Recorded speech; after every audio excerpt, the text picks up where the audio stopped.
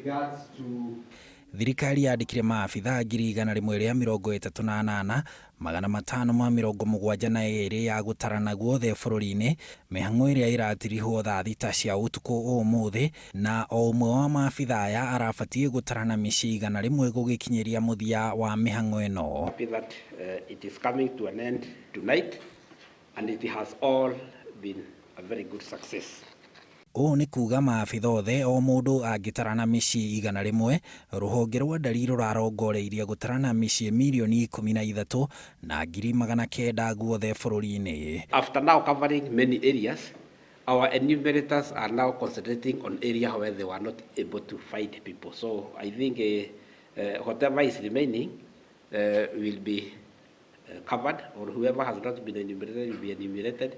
Thirikari irauga itaranite micii gicunji kia 95%, gicunji kiria kironania ino ni micii 13,200,000. Since we have covered over 95% up to now, we expect the remaining 5% will be covered from now, and it is actually ongoing. It is going to be covered with the remaining time, and we have confidence that it's actually we are going to cover. O ni kuga ngurani ya micii iria thirikari iratanyite gutarana na iria irikitie gutarana ni micii 700,000, iria ni gicunji kiu kia 5%.